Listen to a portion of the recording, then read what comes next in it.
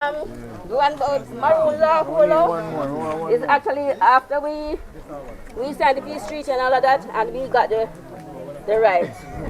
Yeah, so that's the law it's all about. Victory song. The victory. Yeah, so it says Maroon Law Holo already. Land title. That's the land title I was talking about. Yeah. The acres of land that we own. These people are like the real groundation to the culture right now, you know? I mean, we face a struggle right now to maintain this, you know? Every year it kind of dwindles down a little bit, and the core few are who really keep this going, you know? And at the end of the day, we know where we come from, and we know what this means. We don't plan to let it go no time, you know? Kinder there from them time till now. It's 3 years. And the stone where you see us represent us. You understand? So, when we come here and knock a drum and sing and dance, it's a part of bringing back, of course, you know, the experience of just our ancestors, celebrating them, right? And back in the day, we don't know the whole of a drum beating and thing, it wasn't welcome because a lot of hidden message would be conveyed in the drumming, you know. So we always have a little oppression when it comes to even going back to our roots and our culture. And even as Maroon right now, today, even in a Maroon town, you have people afraid when we start knock the drum and do a chant and them things. You understand? That's how far we kind of divert from it, you know. You know? So we're going to build that back. Because right now, we have a youth group very active. I don't know if you know follow JCDC youth group in the last 3 years. 3 years back to back drumming. Let's go online and look it up. And we still can't hear nothing about them. That's how it go, you know? But we still are doing thing. That's how it go. Yeah. Maroon live on. Yes. Alright, we'll chat again. Yes, sir. See you? Yeah.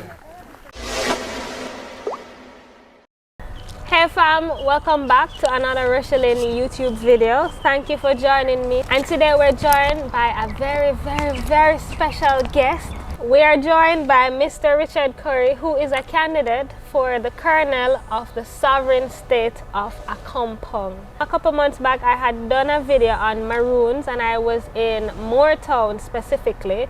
And now we're heading into Accompong. And who better to talk to us about Accompong than the future Colonel himself? I'm speaking it into being, manifesting it.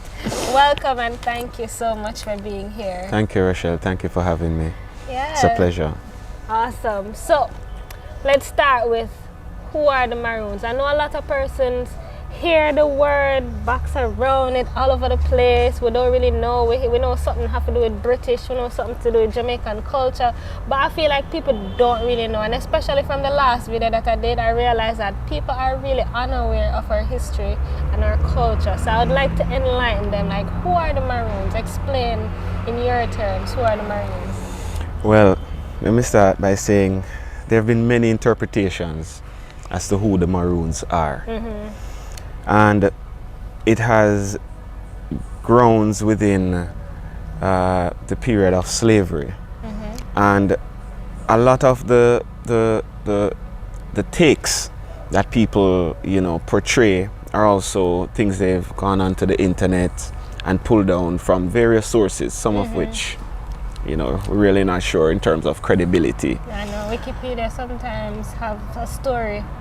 Many That's stories, what I'm saying. many versions. There are many versions to the story of the Maroons. But who are the Maroons? The Maroons are a combination of Africans, indigenous Indians, and runaway slaves. Okay. Right? So it's a combination because we have the Taínos who inhabited the island pre-Columbian period. Yeah. So we hear Christopher Columbus discovered Jamaica. You didn't hear who he found here, right? The Taíno Indians were here. And when the Spanish came to Jamaica, they brought the first set of slaves who were prisoners of war, right? These were called the Moors. The Moors once ruled Europe, right? They were powerful, mighty warriors. And when they were overcome by the Spanish, they launched the conquistador, which essentially moving to the west to find new territories, new lands. And essentially, when the Spanish came here, these first set of slaves, the Moors, were the ones who were working the fields, working the plantations. They call them Moors? They're called the Moors, right? And it's a term used to describe these warriors. It wasn't essentially a race of people, right?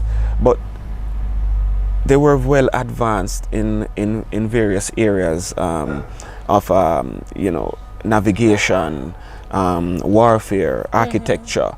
You know, these guys were very advanced. And the Moors were captured, taken here, and forced to work on the plantations. Now, when the British came and overthrew the Spanish, there was a war, and several of these plantations were demolished, and a lot of the slaves at the time, who were Moors, left and fled for the hills. They merged with the Taínos, right? And the British then, in the slave trade, brought in a new set of Africans. So this included members from the Ashanti, right, the Congolese tribe. And these were also fierce warriors. A lot of them were also prisoners of war in our own Africa. Yes? So black people never, not just start fight against black people, you know. We were the first persons who sold slaves. We sold prisoners or captors of war to the British. And a lot of those people came here to work our plantations. And over time, several uprisings, slaves got away, fled to the hills, and also joined with the Taínos and the Moors. So we, and I say we very cautiously, because as I said, there are many takes as to who the Maroons are. But we prefer to define ourselves as a Taíno Maroon. So it's a combination of the Taínos, the Moors, the Africans. Okay. Right? And today what you see, and I shouldn't even go as far as saying today, because from then we were known as a people who were very aggressive. Yeah. Right? Very, you know, forthright. We weren't, you know, we didn't settle for the abuse. We didn't settle for the injustice. We always agitated. Yeah. Right? And that's what led to so many of those individuals leaving these plantations or making their way out and fleeing to the hills in survival mode, meeting up with these other groups, indigenous and non-indigenous groups, to form a stronghold which we come to know as a Maroon community. Now, the term Maroon came about because of the British.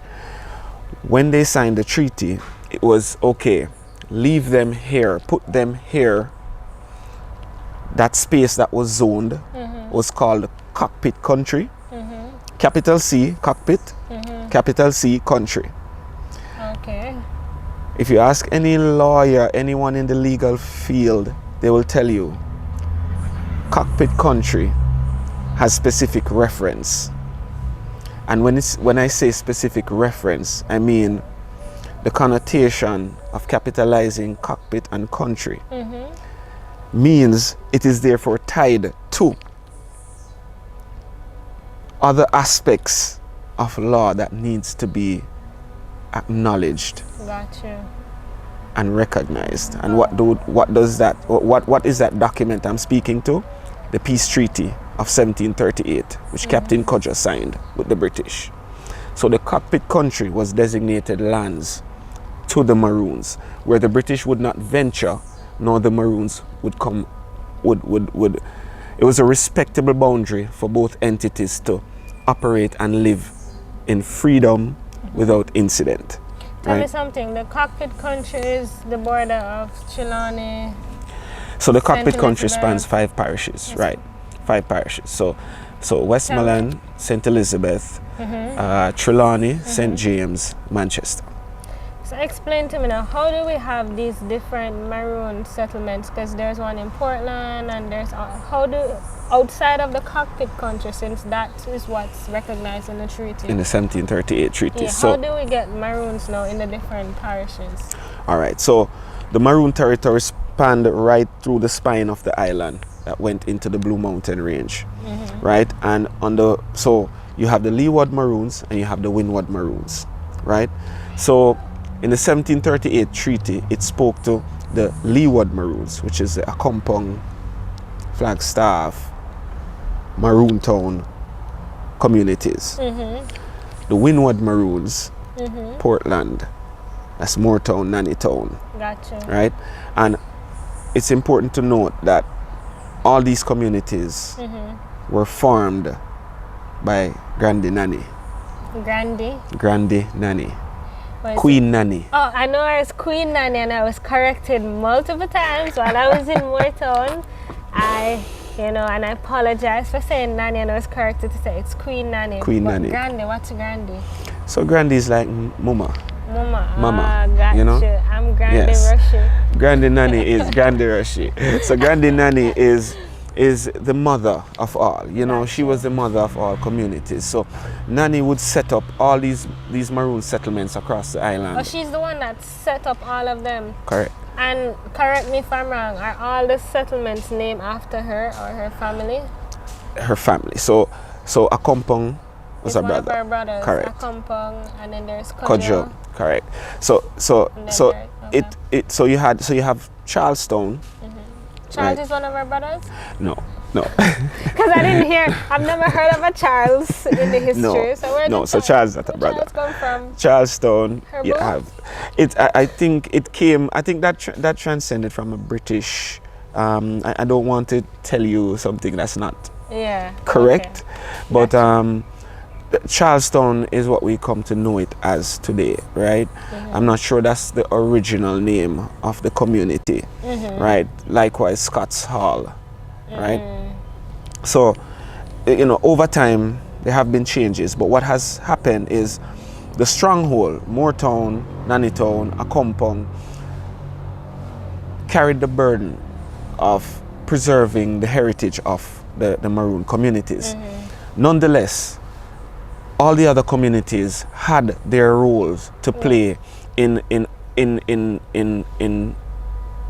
what we were able to achieve in creating strongholds that the British could not overcome, because the means by which these communities were set up and structured, the tactics by which Grandy Nanny used and devised to create these communities. One strong, brave woman from what I've read. She was a true warrior. Real warrior. Everything was thought out in depth. She was amazing. She was very spiritual. She was a very spiritual woman. You would have heard all the stories about Grandy Nanny and what she did. There are stories of how she would appear and disappear at will. That was true. Those things are true. I believe in the powers of our people. I do believe in the power that the Almighty has given to us. I believe that there are things the human mind cannot readily comprehend right now, because we're so detached from who we truly are spiritually. Gotcha. Right? We have, I would want to say, chosen parts of our culture to hold on to, and other parts to kind of just play over. Alright, talk me through something now, because even in the last video, a lot of persons were, well, for the most part, it was mostly love, but there are a few persons who were like, are kind of against the Maroons, because they kept mentioning that, we're, just like you said just earlier, that we're the one that sold our brothers back to the English and all of that. Talk me through how we get from there to here. All right, so again, I come back to parts of history that are told by the books and told by the so-called victors of the war, so not the Maroons. How do we win over those people to say that, we understand that happened, but it was under that circumstance, and today we're... So that's the thing. I'm saying to you that for what they would have said happened, to me, it's making a lot more out of... it's a lot of rumors that are taken into perspectives as history. I'm not saying that there weren't tribes of people out there who were capturing and returning people to the plantations for bounty, right? This existed. I mean, think about it today. You have a structured organization, but you also have rogue entities, right? So of course, anything that is happening outside of what the British could control was defined as maroon. You follow me? So in essence, I'm not saying it didn't happen, or what they say or claim to have happened didn't happen. I'm saying for us, the Maroons, we were warriors, right? We were protectors, right? We welcomed who joined us, right? And there were other sects of people who were also playing a role similar to the Maroons and doing things contrary to the Maroons. But the Maroons did sell themselves or their brothers to the British. So did they or did they not? So the Africans would have sold their brothers to the British to become slaves. They were taken here to become slaves. A part of the treaty speaks to the Maroons agreeing to return any runaway slaves that would join post signing of the treaty. That was not always the case. So that is the part that is really causing the That's a gray area. It's not a gray area. It's really the part that is causing all the turmoil and raising all the questions. The Maroons are sellout, the Maroons are this, the Maroons are that. But let me tell you this. In a time of total, demoralization, ripping away of the rights of just the humanity that was being shown to black people, everyone who was taken here to be a part of the slave trade had no idea, no recollection of what home, or didn't even feel that there was any instant that they would return to what they considered home, or the type of lifestyle they lived, the family, the brotherhood. All of that was now a distant memory.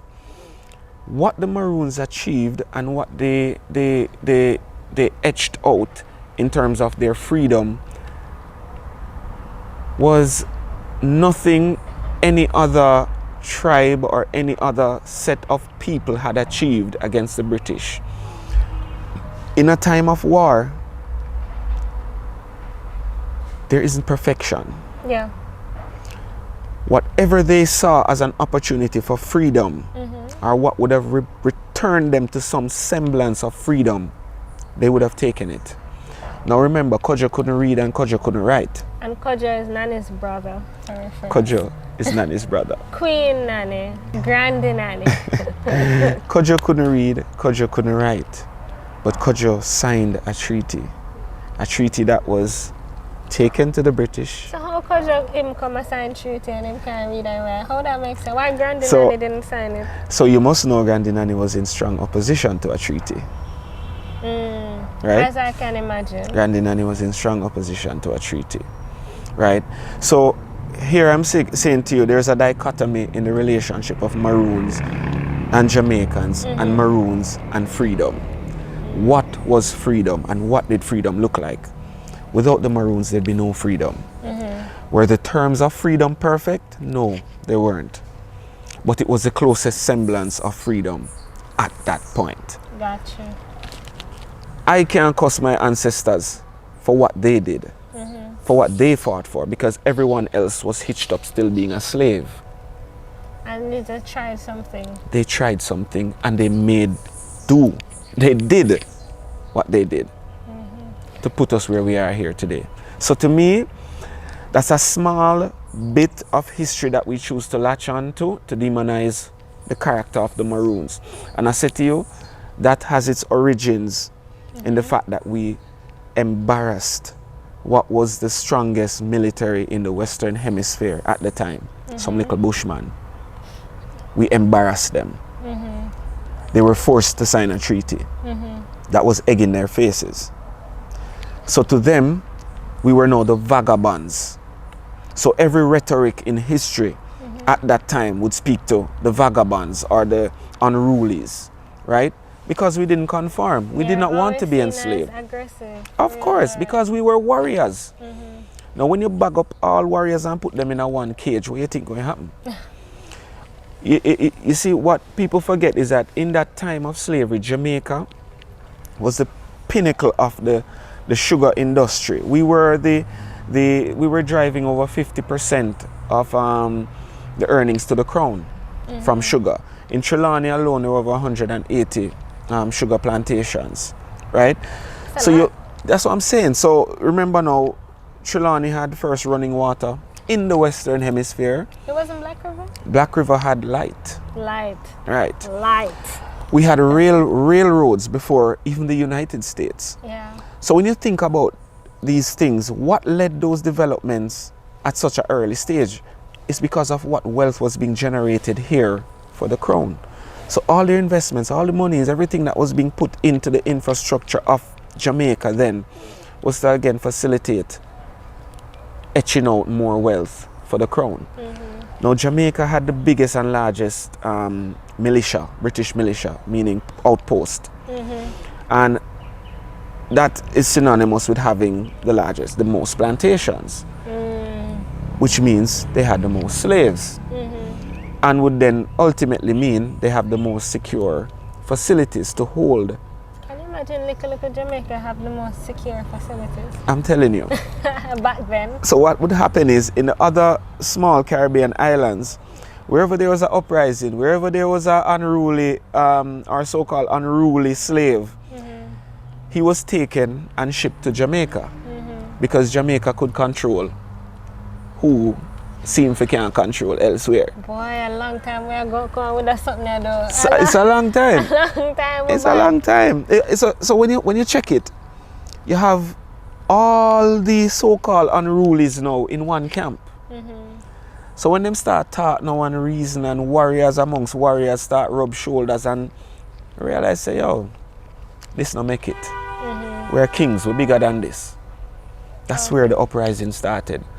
So a lot of the aggression in the Maroon culture and by extension the Jamaican culture is stemming from our people and who they were. They were kings, they were royalty, they were warriors, they were great warriors.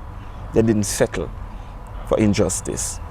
And that transcends to right down to who we are, from Marcus Garvey to Bob Marley. To Rochelle. To Rochelle. Alright, so take me now to Accompong, the sovereign state of Accompong. You're vying for the colonel of the sovereign state of Accompong. Yes. How did we get to this sovereign state?